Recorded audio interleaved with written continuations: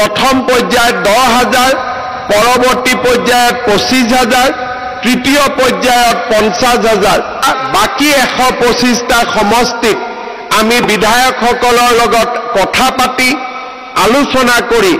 এটা এটাকৈ আমি সভা কৰি আপোনালোকক দি যাম আৰু যোৱা 1 এপ্ৰিল তাৰিখে এই আঁচনিটোৰ শুভ উদ্বোধন কৰিবলৈ পাই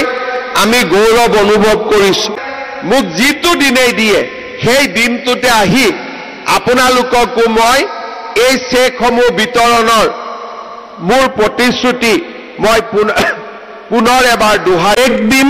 আপোনালোকে আজিয়ে ঘৰত চেকখন লৈ যাব চেকখন লৈ যোৱাৰ পিছত আপোনালোকে চিন্তা কৰিব যে আমি কি কাম কৰিব পাৰোঁ যদি আমি আজিয়ে গৈ মোবাইল কিনি দিলো তেতিয়ালে হাঁহে আৰু কণী নিদিব হাঁহটোৱে মৰি থাকিব হাঁহটোৱে কণী দিব লাগে নাই এতিয়া এই 10,000 টকাটো লৈ আমি বহুত মহিলাক যাৰ 3টাতকৈ বেছি সন্তান তেওঁলোকক এই আঁচনিটো আমি দিয়া নাই কিয় দিয়া নাই ঘৰত যদি 3টা বাচ্চাই আছে কেনেকে তেওঁলোকে প্ৰডাকশন কাম কৰিব উৎপাদনৰ কাম কৰিব জনজাতীয় লোকসকলক আমি 4টা দিছো বাগিচাৰ লোকক 4টা দিছো বাকি 3টা কাৰণ যিমানে সন্তান বেছি হ'ব দেউতাক মাকৰ দায়িত্ব সিমানেই বেছি তেওঁলোকে উৎপাদন মূলক কাম কৰিব নোৱাৰিব আমাৰ আঁচনিটোৰ লক্ষ্য হৈছে যে আমি আপোনালোকক আজি 10,000 টকা আপোনালোকক দিম আৰু আপোনালোকে অহা 1 বছৰ এই 10,000 টকাটো সৎ ব্যৱহাৰ কৰিব কোনোবাই হালত দিব কোনোবাৰ গিৰিয়েক বা স্বামীৰ ব্যৱসায় আছে তাতে 10,000 টকাটো দিব কোনো আপত্তি নাই বেয়া কামত খৰচ কৰিব নালাগে ভাল কামত খৰচ কৰাত কোনো আপত্তি নাই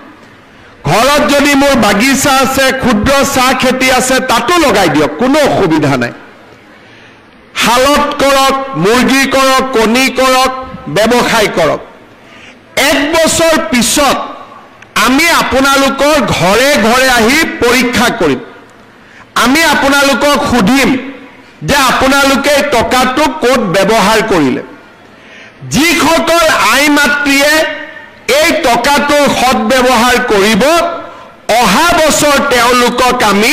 25,000 টকাকৈ তেওঁলোকক আমি আগবঢ়াম এই 25,000 টকাৰ 12,500 মই বেংকৰ পৰা আনি দিম 12,500 চৰকাৰৰ পৰা দিম চৰকাৰৰ টকাটো ঘূৰাই দিব নালাগে বেংকৰ টকাটো ঘূৰাই দিব লাগিব কিন্তু সুদ দিব নালাগে বেংকৰ সুদটো চৰকাৰে দিব মাত্ৰ মূলটো আপোনালোকে ঘূৰাই দিব আৰু যিসকলে সুন্দৰভাৱে এই 25,000 টকাৰ সৎ ব্যৱহাৰ কৰিব তেওঁলোকক তৃতীয় বছৰটোত আমি 50,000 টকা কৰি আমি আগবঢ়াম হাঁহে যেনেকে কণী পাৰে এই 10,000 টকায়ো দুবাৰ কণী পাৰিব এবাৰ 25,000ৰ কণী পাৰিব এবাৰ 50,000 টকাৰ কণী পাৰিব কণী পাৰিব লাগে না নাই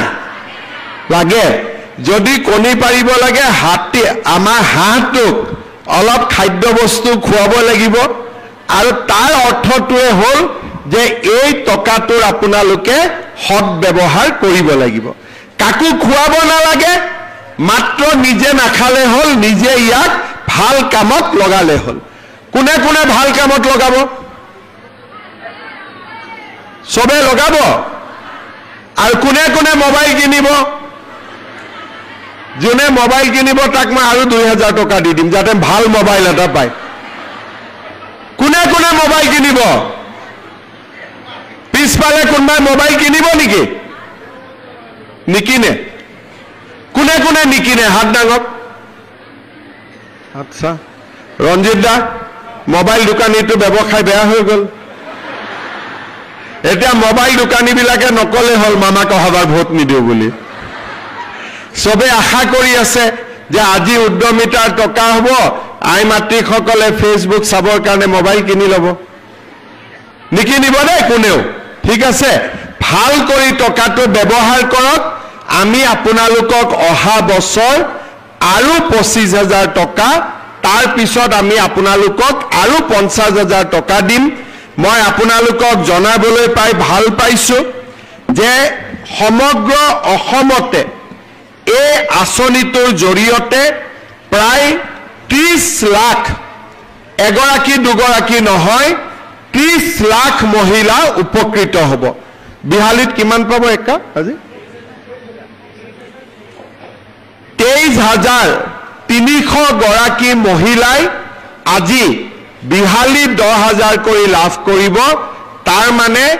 230 কোটি টকা মোৰ ঘৰত আহোতে 10,000 লাগে কিন্তু যদি 10,000 আৰু 23,000 পূৰণ কৰি দিয়ে 230 কোটি টকা আজি বিহালী সমষ্টিত আপোনালোকে 230 কোটি টকা লাভ কৰিব আমি সকলোৱে যদি টকাটো হিসাব কৰো অনতে কৈছিলো যে অসমৰ 40 লাখ আত্মসহায়ক গোটৰ সদস্যসকলক যদি আমি ভাল কৰি উৎপাদনমূলক কামত ব্যৱহাৰ কৰিব পাৰো অসমে এক নতুন দিগন্তলৈ গতি কৰিব আজি আপোনালোকক আমি 10,000 টকা ব্যক্তিগত ৰূপে দিছো কিন্তু গ্ৰুপৰ জৰিয়তে আপোনালোকে যি লোন পাব লাগে ৰিভলভিং ফান্ড পাব লাগে এইবিলাকো আপোনালোকে পাই থাকিব অৰ্থাৎ এই আঁচনিটো পোৱাৰ কাৰণে আপোনালোকৰ সহায় হ'ব কিন্তু তাৰ লগে লগে আপোনালোকে আমাৰ গ্ৰুপ বিলাকৰ জৰিয়তে বিভিন্ন ধৰণে আপোনালোকে সহায় পাই থাকিব আমি অসমত 2,17,000 আত্মসহায়ক গোটক বেংক চৰকাৰ সিড মানি এই গোটেইবিলাকৰ জৰিয়তে ইতিমধ্যে 1,090 কোটি টকা আমি আগবঢ়াইছো আত্মসহায়ক গোটবিলাকৰ কাৰণে ই-কমাৰ্চ প্লেটফৰ্ম ঠিক কৰিছো আৰু মই অত্যন্ত আনন্দিত যে আমাৰ অসমত আমি বেংকৰ জৰিয়তে মহিলা গোটসমূহক 17,114 কোটি টকা ঋণ দিছিলো আৰু আচৰিত পাব যে মহিলাসকলে 99% 99% মহিলাই বেংকক লোন ঘূৰাই দিছে আজি আমাৰ অসমৰ মহিলাৰ শক্তি 17,000 কোটি টকা বেংকৰ পৰা লোন লৈছে কোনেও বেংকৰ টকা খোৱা নাই তেওঁলোকে বেংকক টকা উভতাই দিছে মই ভাবো সেই ধৰণে আজিও যদি এই ধৰণে আমি এই 10,000 টকাৰ উচিত ব্যৱহাৰ কৰো ভৱিষ্যতে 25,000 টকাৰ বাবে নিজকে